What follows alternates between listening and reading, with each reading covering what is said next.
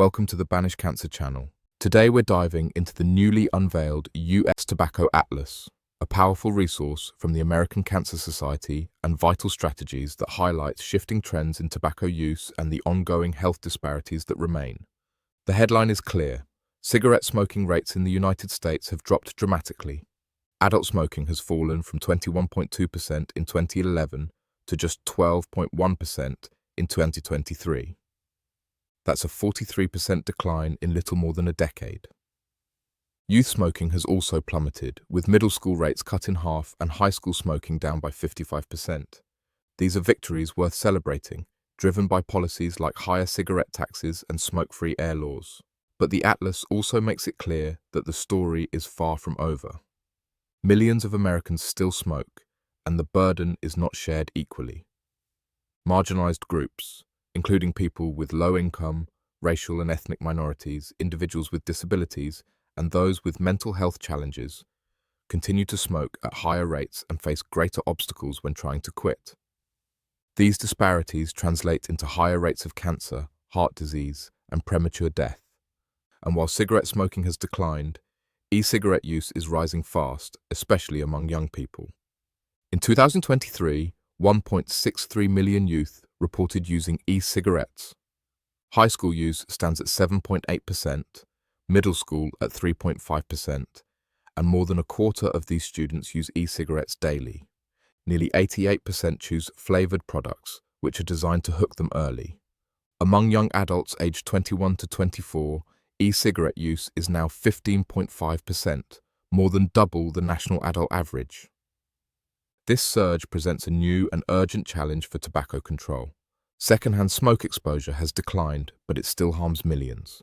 Between 2009 and 2018, exposure dropped from 27.7% to 20.7% among non-smoking adults. Yet disparities remain. People with lower income or less education are more likely to be exposed.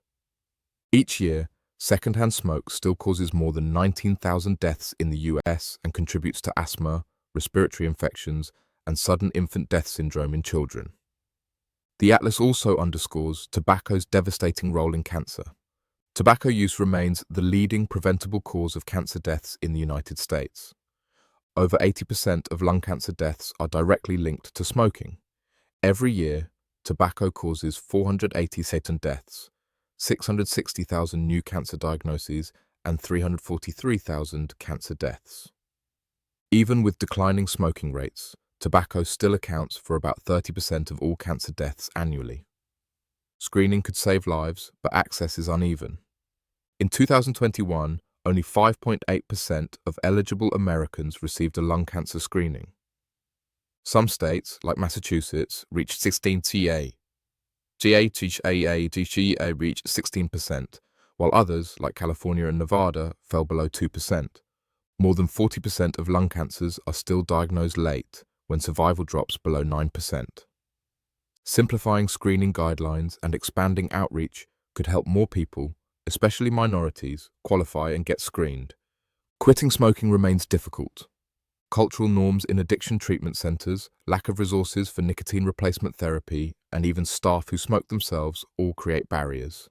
Tobacco outlets clustered near treatment centers make quitting harder, but the Atlas highlights proven interventions, brief advice from healthcare providers, employer-based programs with incentives, emotional media campaigns, and technology-based tools.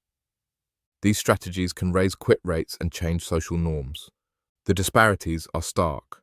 Black Americans smoke at similar rates to white Americans, but menthol use is far higher, nearly 89% compared to 29%. This targeted marketing has fueled higher death rates from tobacco-related diseases in Black communities. Indigenous peoples, low-income groups, and those without insurance also face disproportionate harm. The tobacco industry has long targeted these populations with advertising and discounts, deepening inequities. Regional differences matter too. In so-called tobacco nation states, smoking rates are higher, cigarette prices are lower, and prevention programs are underfunded. Only 47% of residents in these states are covered by smoke-free policies, compared to 64% nationwide.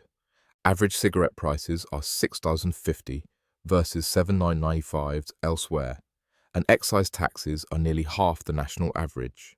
These gaps show how policy choices directly shape health outcomes. So what does the Atlas recommend? Stronger, fairer tobacco control policies. That means implementing comprehensive, smoke-free laws in all public spaces, raising tobacco taxes, banning flavored products including menthol, and limiting the density of tobacco retailers in vulnerable communities. It means expanding quit lines, making cessation medications affordable, and funding educational campaigns that reach every community. It also means increasing federal investment in tobacco control and supporting research into new treatments and prevention strategies. The US Tobacco Atlas is more than a report. It's a call to action. It equips policymakers, public health leaders, educators, and communities with the data they need to push for change. It reminds us that progress is possible, but only if we address the inequities that keep tobacco's grip strongest on those with the fewest resources. The bottom line is this: America has made real progress in reducing smoking, but the fight is far from finished. E-cigarettes are rising, secondhand smoke still kills, and marginalized groups continue to bear the heaviest burden. Stronger policies, equitable enforcement, and collective action are essential to end the tobacco epidemic once and for all. This has been the Banish Cancer Channel.